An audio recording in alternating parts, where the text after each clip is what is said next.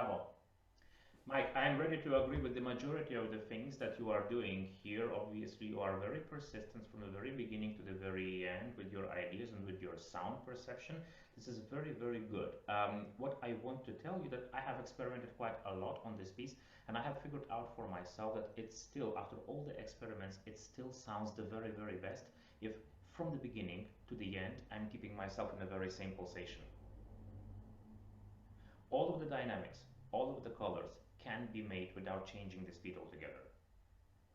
I was in your face, I was experimenting very much, and then at some point I just started playing it all with the metronome and just realized I don't need that.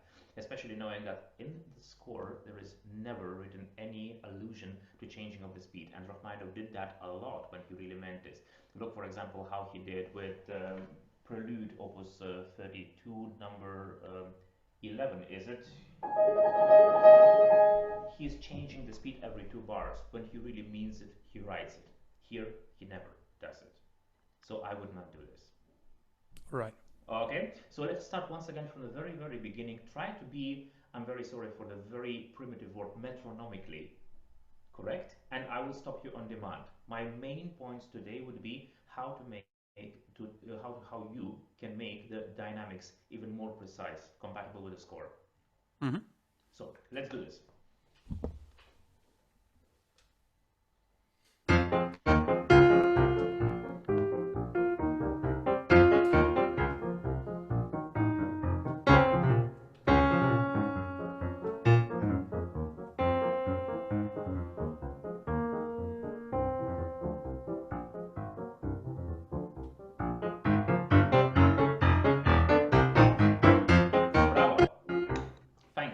Stop here, and would you please don't immediately start doing diminuendo from the very, very first note. Give it a little bit more time. I think when he writes diminuendo for the 4 quarters, he really means it only for the 3rd and 4th to be already really noticeable. I would not do so much in the very beginning of that. I think the best thing is to follow here this G, F, E flat. This line will show you the natural diminuendo. Instead of wow, it doesn't sound so natural as if you were singing this. Let's start once again.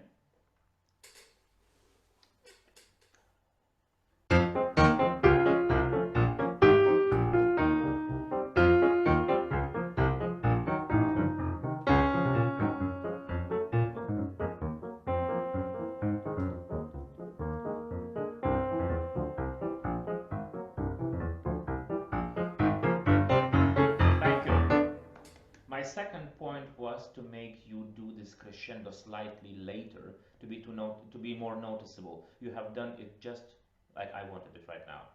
Does it change your perception of the piece too much, or are you still playing inside of your style? I'm open-minded. Everything is okay.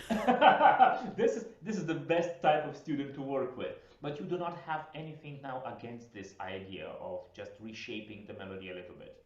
Absolutely not. No. That is very, very good. So when you are starting playing, do you feel some kind of a pulsation inside of yours? Do you aim to feel it? I have, yeah. This is very good. So let us do like this. When you hear my voice the next time, I would again have something in mind about the forte or the piano and so on. But let us start from the C major right now and play as long as I do not stop you.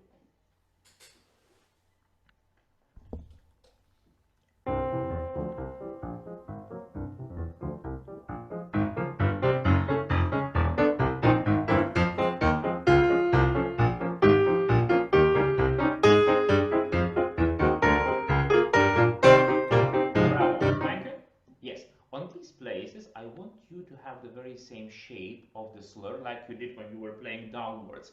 Now it's you can do a little crescendo to the last note, but don't do don't jump there. It's still a legato. Mm-hmm. Okay? Let's start with the forte again.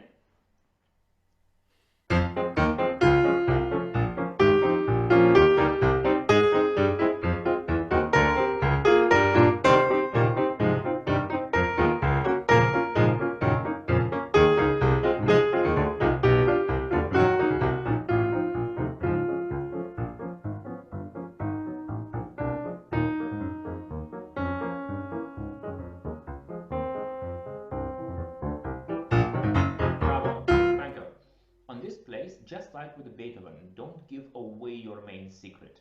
You have been marinating the audience inside of the Diminuendo piano for a very long time. So when this mezzo forte comes, it really shakes the ground. What you did is, you made a slight crescendo here, giving away your secret.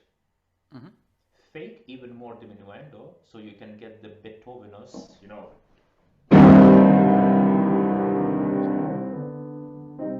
to get the audience to believe that you are about to do a completely different things, you know,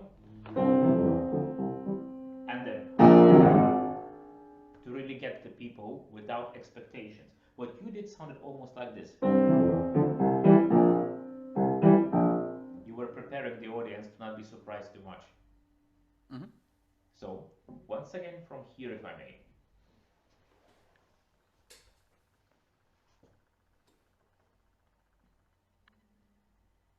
Go. Yes.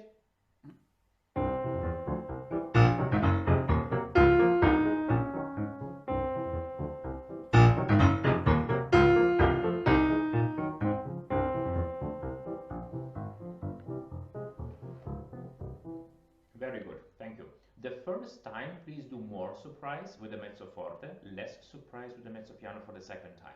They shouldn't sound completely the same. It's already an echo. Okay, when we start once again from the E flat minor, so we can get a little bit more time, you know, until you do the surprise, so I can get to hear the diminuendo still.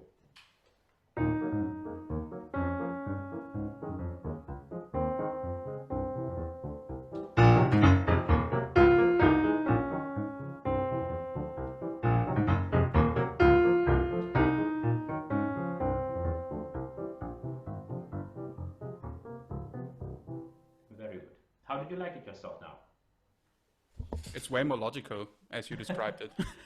It was not me. I'm just looking at the score. You know how much time actually I had to spend, you know, to get rid of all of my own expectations inside of the score and to get to the pure point of what Rachmaninoff wrote here. I have learned so many things in Hanover, and I'm envious that you are now to study here when I'm already finishing my studies. I would want to repeat once again all of the things that I did in Hanover with my professors, just to refresh the memory, you know. You will never be too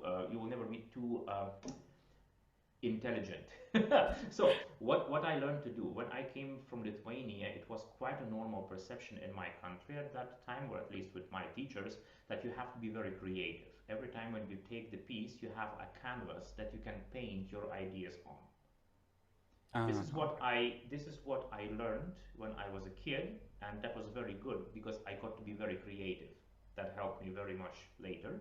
But when I got to hear the pieces performed here and to work on composers like Debussy, Beethoven, you know, those composers who were very precise in their scores, I just started realizing that when I fulfill what they write inside of their scores, and when I just don't change anything but try to notice all of the details in the score, it sounds way more logical, way more good. So what we do here in the lesson right now, I'm just reading the score like I did earlier, and I'm adjusting the score to the ideas that you so marvelously performed in the very beginning, just reshaping them a little bit, especially in the very last pages you will notice this, but mostly making the effects sharper. You have the majority of the piece already, don't worry about anything. So let us go from the E, B, G, and so on.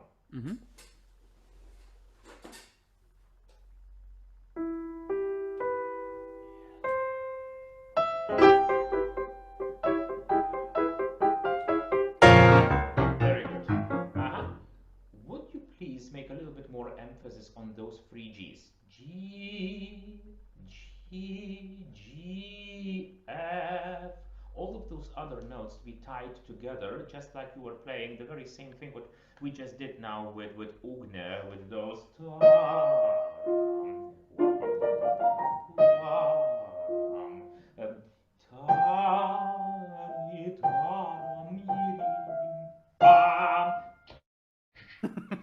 Try this out.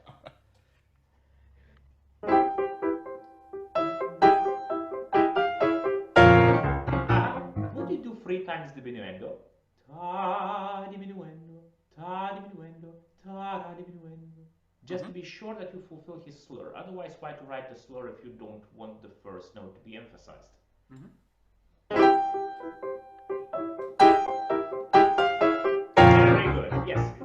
So the structure is there. Now let's find a beautiful sound for this so it doesn't sound like you're accentuating. It's just emphasis.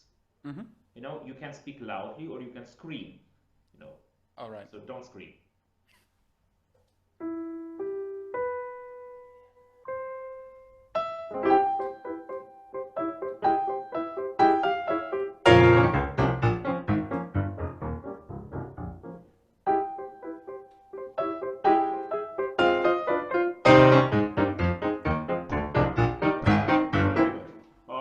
So, Mike, in the second part, you were having a little bit of trouble again finding this melody, didn't you? Mm.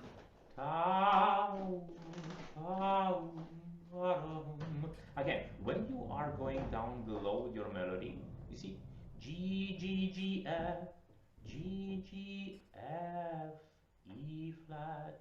It asks for a different color, doesn't it? Mm. I don't think that you want to emphasize on the F as much as you did on the G's. Yeah, that's true. Okay. The melody is just going down. Mm-hmm. And Rachmaninoff is all about the contrast. So let's do it once again. I want to hear both of those melodies just to have a comparison. Mm-hmm.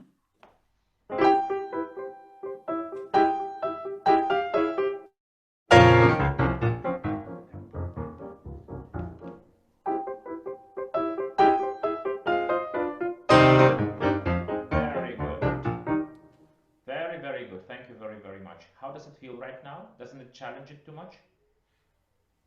Not really. It's just another way of interpreting it. The right way. I would not say the right way. I'm just looking at the score right now. You are obviously working with a different score. We have exchanged yesterday about the Schirmer, but I'm pretty sure that Schirmer has all of those markings of Rachmaninoff, doesn't it? They are actually both identical. I Yeah. see no difference right now. For me, neither. But there is one note that I would be later asking you to look at your score because it was different from what I perceived it to sound like. So let us do once again from here then, and then play as long as you don't hear me stopping you. Concentrate on this crescendo to not start too early.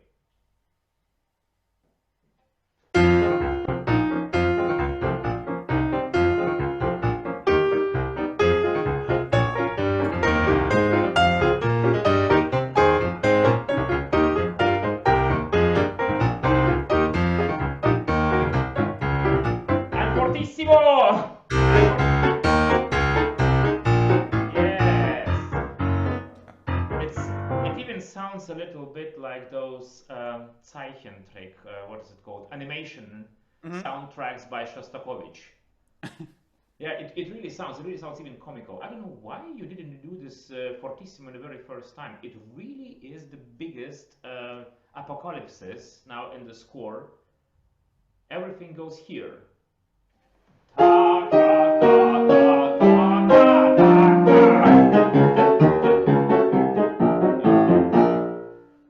I would move it to this fortissimo and really nail it. Sorry. All right. Man talk. So let us go once again from. Let us start immediately from this crescendo place. Just follow the melodic line. Ta ta ta ta ta ta ta. To get it like the trumpet solo in one of the Scrabble orchestral pieces. Mm-hmm.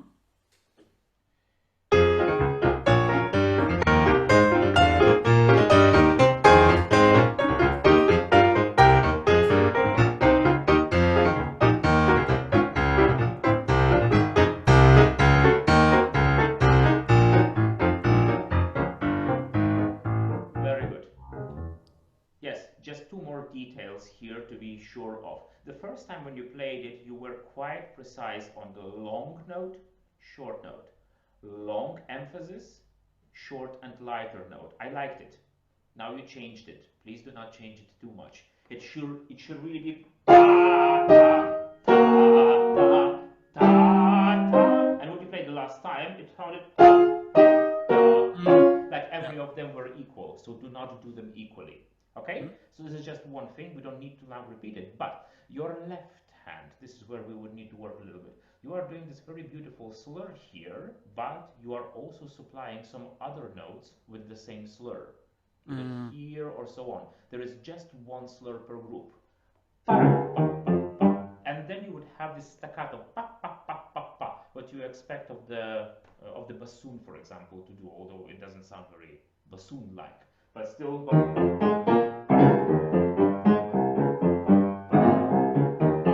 It's only one slur. Don't tie too many notes. Could you just please play the left hand from here?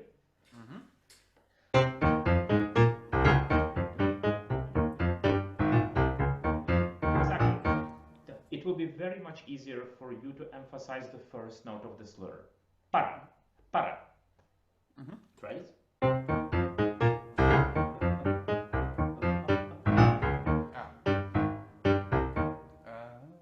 No worries.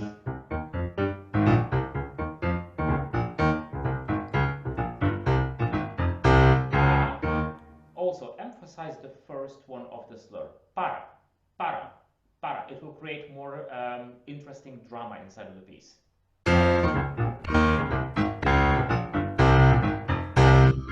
I didn't mean emphasize this note alone. I meant from these two notes that are under the slur, emphasize the first one. Yeah, param pam pam, param pam pam. So it's a little bit more explosive.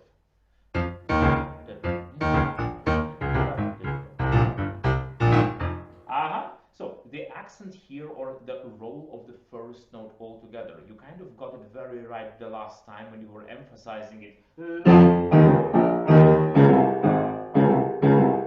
Still you can hear that I am playing from the first to the second note, and so on.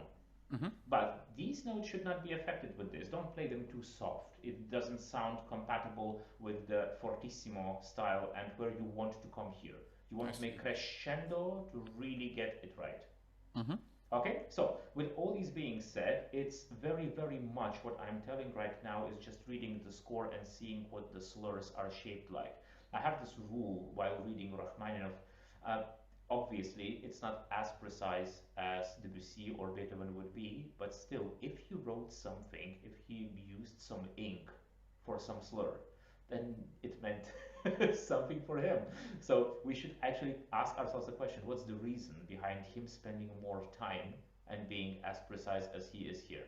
Maybe he really wants these both notes not to be exactly, precisely same, but one of them being the energy giving and another one being more dependable. Otherwise, there is no explanation why he would waste his time. Okay, so several times you were played the E flat despite the D flat being written. I think it was just a mistake of yours right now because I didn't hear you performing it as an E flat the first time. Alright, yes. Yeah, true. Exactly. When we are playing just a separate hand, you know, we're concentrating on different things and tend to forget some others, so there is no harm in that done. So let us do once again from this my favorite place actually in the whole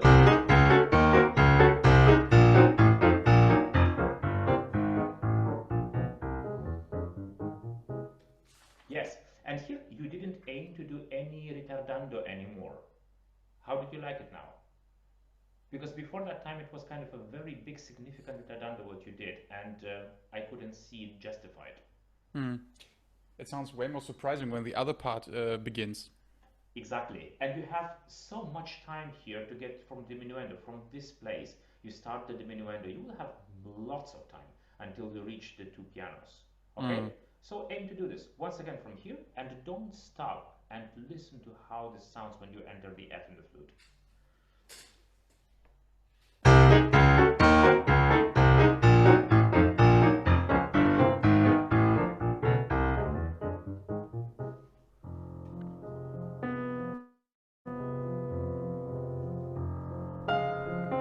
Mike, would you still play in the very same tempo?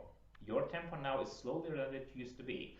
And also, don't make such a big seizure here. A little bit would be justified, but I would not do it too much. Think about this as a dominant and this as a tonica. They don't have to be so much apart from each other.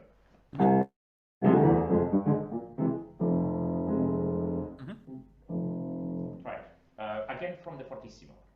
Don't break your piano.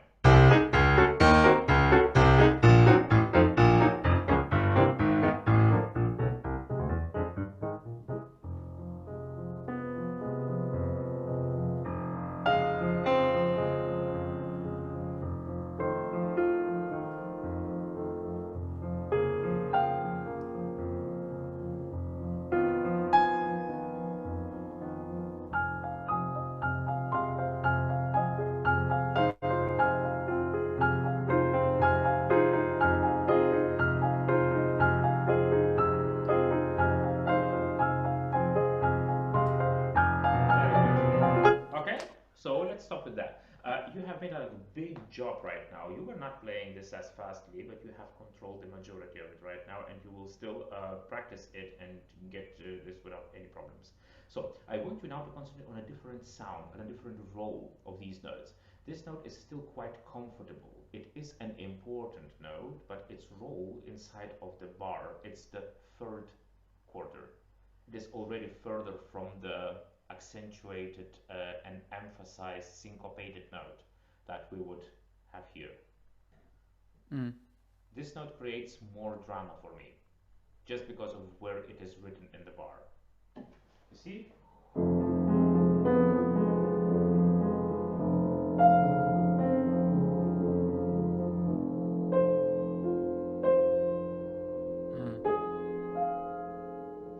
I would emphasize more this line than I would do here. It is also compatible with the idea of this being piano and this being pianissimo. Okay. So let's try from here.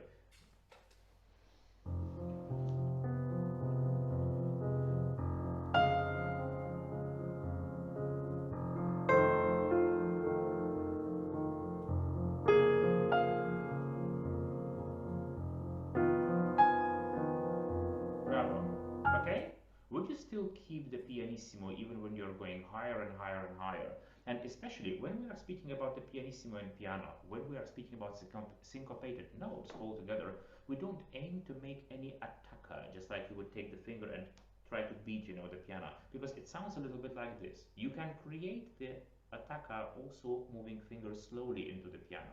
Just instead of beating it, you just have to like aim to ask a question with it, like, interesting. Instead of, it's a matter of the speed of the finger entering the keyboard. Okay, so try it once again. Find a more passable sound for the piano.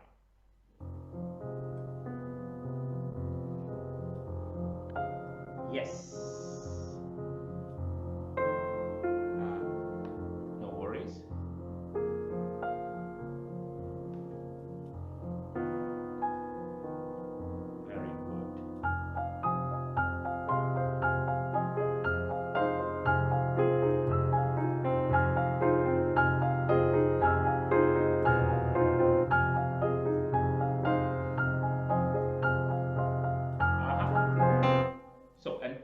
You cannot move too much away from the pianissimo here. It's a very challenging piece technically, even if it sounds very easy to do. I was always concentrating on this voice and trying to get myself to play the melody F, A flat, C flat, E flat, and so on further on, with a slight micro crescendo that I would naturally do in any piece that can be compared to the work of Chopin. And obviously Rachmaninoff, being in love with Chopin's music in his earlier days, we can take very many of the playing habits, especially the sound and the approach, you know, of what the piano can sound like from Chopin's expressions.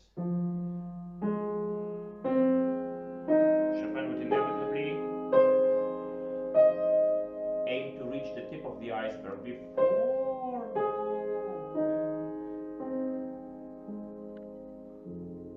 down.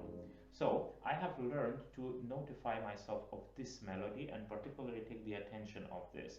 And this attention helped me concentrate, build some crescendo, which helped my fingers to have more connection and more contact with the piano.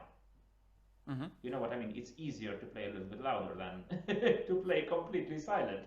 Yes, so with this I was avoiding the majority of the mistakes. And then it was just reaction and the practice time. Okay, but try making this little micro crescendo upwards and then micro diminuendo downwards and see if it keeps your attention at the right spot.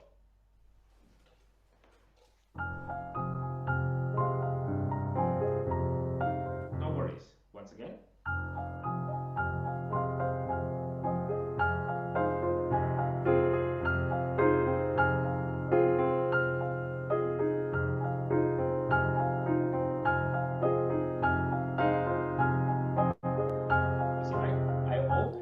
Hear this melody anymore. Could you only play for me the left hand, just to be sure that we are right on the same page?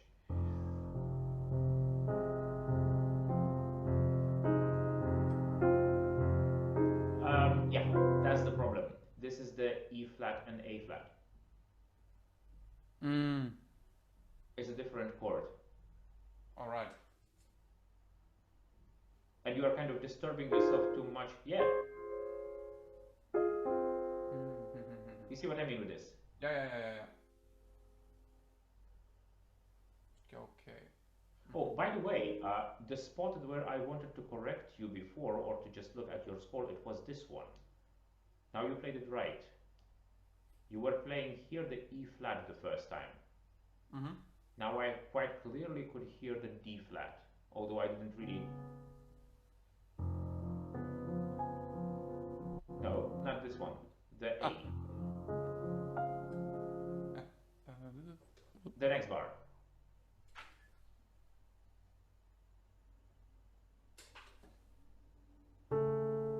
This one? Yeah. Oh, okay. Of course, it's a C. In the beginning, you were playing the E flat. Okay. Now I felt like I was not disturbed by this anymore, so I assume you played the D flat. I assume, but just to be sure, you know, I just wanted to notify you of that. Thank you. And now let's return back to this place, and please only play the left hand. Let's polish it a little bit.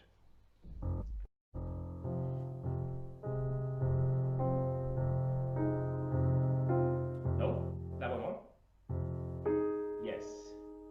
It's basically, you see, from this place on, you would have the major triad of the A flat major being repeated here too. Okay. Again. So that gives you the structure.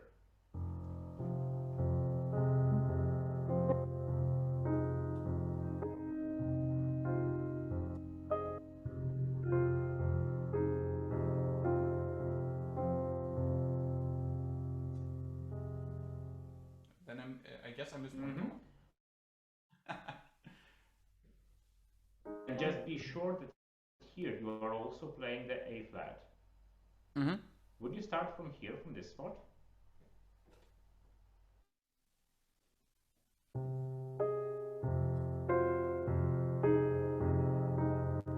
Yeah.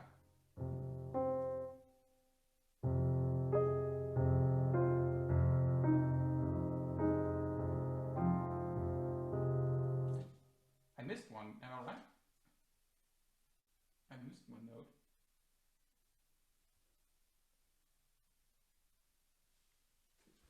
Hello? I cannot hear you.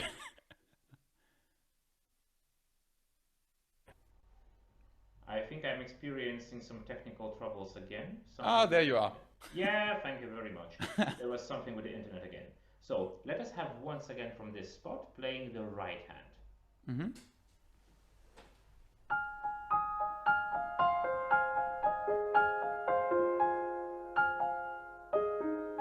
Now at this place you have the C.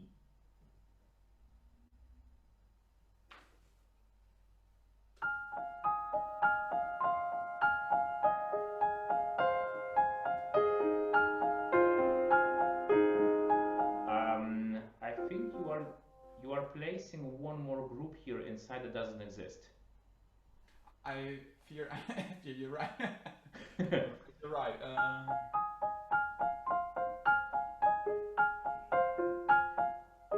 So And there's the that doesn't exist. That one doesn't exist. Mike, how is your singing? Do you like singing? Well, I can hit the notes, but I won't describe it as singing. This is a very, very good way of describing also what I was doing when I just started with this practicing method that I was wanting to introduce to you. I want you to not aim to hit the right notes here, but try to aim something like the right note, but, especially important, the name of the key. So I would like you to play something like this. E, C, A, F. All the time supplying yourself with the name of the key that you aim to hit as the third note of the group. So it's here, it's here, it's here, it's here, and so on. Because these are the most challenging places for you to know. When you start singing and aiming to pronounce the right notes, it is one more way to get it into your brain. So let's try this. Just play the right hand and get yourself to say the notes. E flat, C, A flat, And exactly at this place you are puzzled, aren't you? Exactly at that place you are puzzled. Try looking at the score and hit that C. This is very, very important. And octavize if you don't feel that you can go much lower than that. Okay, just saying. English not being your first language, you can switch to the language that you are the most comfortable in singing, because it's not something for the audience as much as the audience already have understood now. It's for you to remember it. So you can use the syllables that are the most comfortable for you.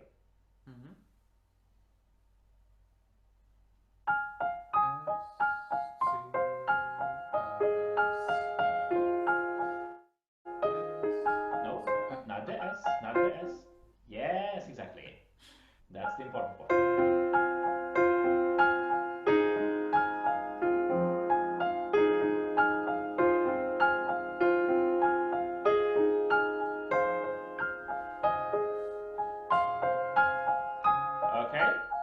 Is there any way of seeing this as a system? Let us start from here. This is the S, this is the C, this is the As, this is the F, C, As, F. I see the system. If I start with the C and don't consider the E flat here to be a part of the group, I can get myself to play C, A flat, F, and repeat C, A flat, F. This is what we did here anyway. We played A flat, C, E flat, and then we repeated A, C, and E flat. So it's kind of compatible. Completely unbeknown to us, we have supplied the audience today with one perfect example of how to memorize the tricky places in the keys. Obviously, composers in the 20th century, they tried to do what they could to get our brain out of our head, trying to memorize their scores. So it's just one of the tricks. All the time when I practice, I sing together with I do this, just not too much, because I don't want in my recording to sound like Friedrich Gulda then. But I sing, I tell the names of the notes for myself, because when I told something and I heard something, it was already one more channel for me to realize what I aim to do later.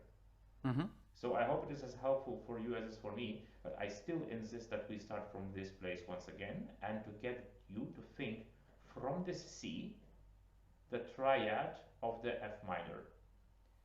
Da, da, da, da, da, da.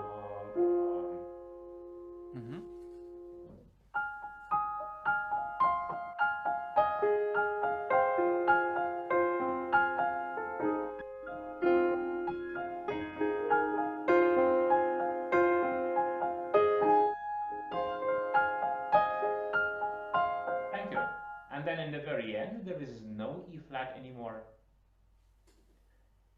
You have played Fa, La bemol, Do, or in German system, F, A, C, and then again, F, A, C, and this was it. Okay.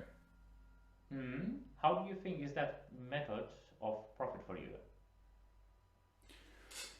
It's quite good. I've never seen it in that perspective already, but I think it will help building up my progress faster than I usually practice. I use this method more or less for the voices where I don't think that I have same control. Obviously, our head being the most used to making the melodic voices upstairs to be most accessible for us. But then sometimes, for example, I feel that my basses, I don't feel that I can capture them, as well as I can without using this little trick.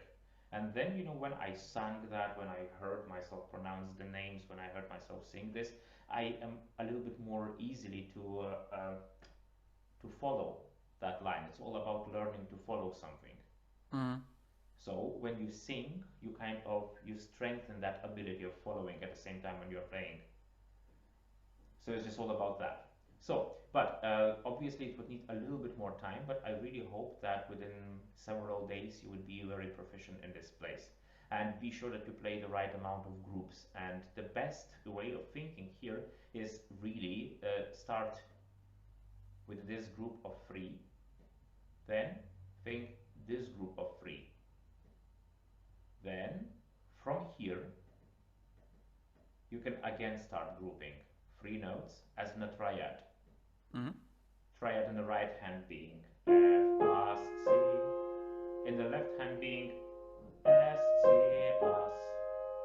And then the very same thing happening also here. S, C, S.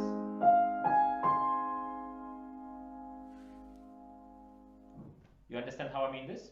Mm-hmm. Yeah. So, and then let us continue from here and until the end of the piece. Don't push too much, it's still a pianissimo.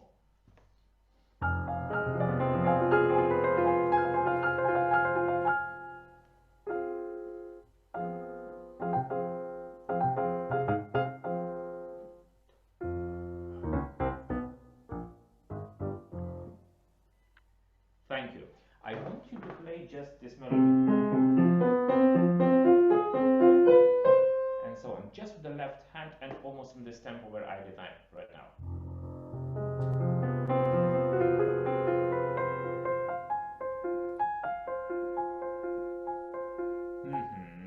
One more time without so much pressure on the keyboard.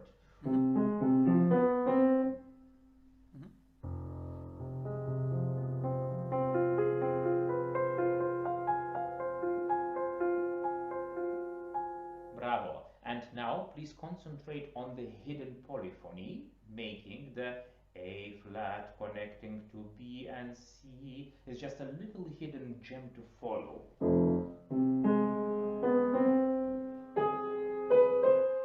Try this out.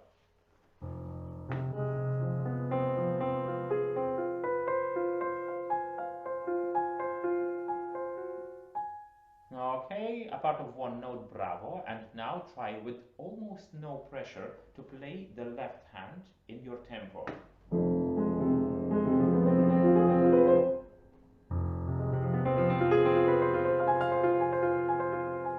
Okay, once again, try not to make too much of the crescendo. Don't pressurize over your hand so much.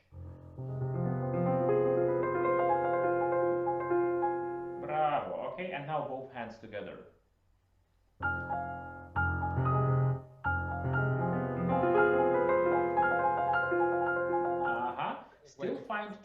Still find time to listen to it's an important Eselsbrücke. Sorry for the German word.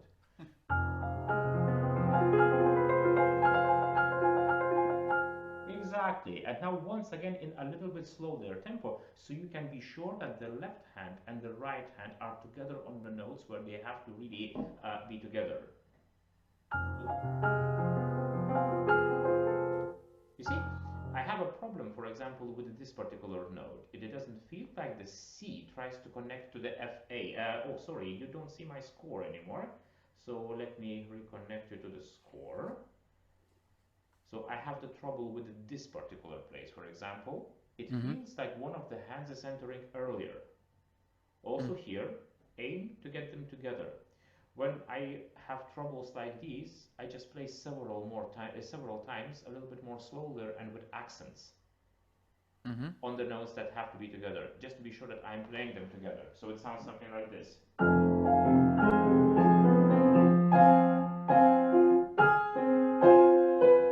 So I'm sure that I'm cramming them all together into the piano. Try this out if it helps.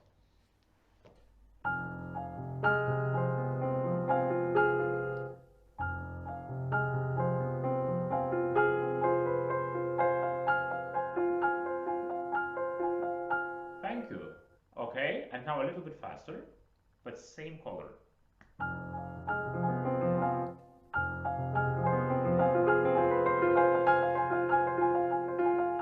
Okay, relax the left hand. I see some tension that I don't really feel that you need here. It's counterproductive for you. Okay.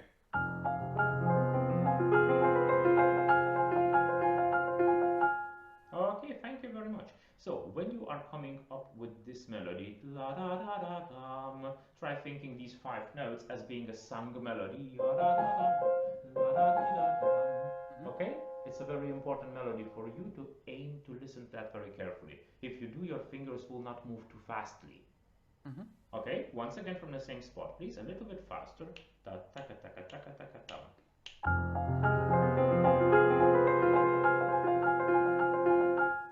Okay, it's already better. Now aim to do diminuendo in these groups.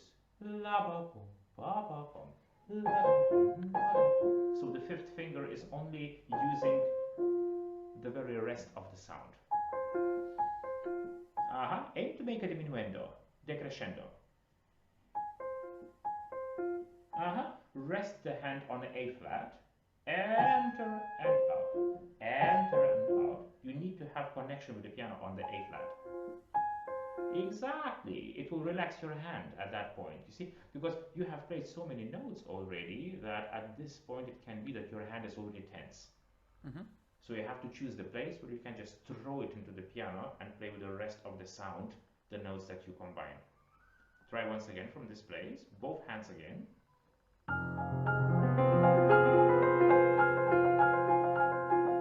Okay, thank you. It's already better. Once again.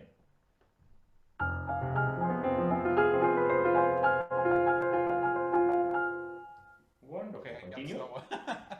Go on. Again.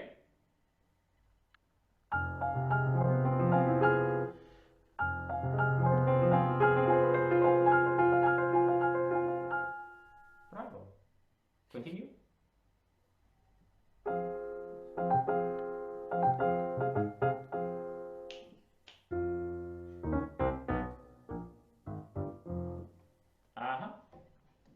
Wonderful. I think we have achieved quite many things to sound a little bit differently, but not too differently in comparison with how you sounded in the very beginning. You have really amazed me from the very, very beginning of the lesson with completely almost right perception of what Etude sounds the best like. But then in the very last page, I think you were affected a little bit too much by all these jumps and all the technical difficulties that are completely normal for a person of your age. You still have lots of times, and when you are practicing it the right way, if you always connect your brain, you will get rid of all of the technical difficulties you can dream of.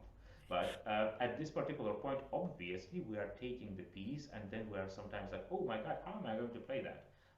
Slowlier. Don't let that affect your interpretation too much. Okay. In my case, it's very difficult because I started playing classical piano on a serious level when I was 12, and on the objective mind, it's way too late to begin at that age. But it was quite inspiring for me reading that Arkady Volodos started with the age of 8, and look what he became right now.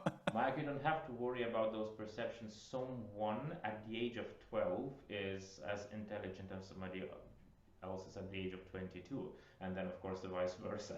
But we don't have to aim to just say, you know, you have to start at the age of 5 or 6. Obviously, when you start at the age of 5 and 6, it is completely standard.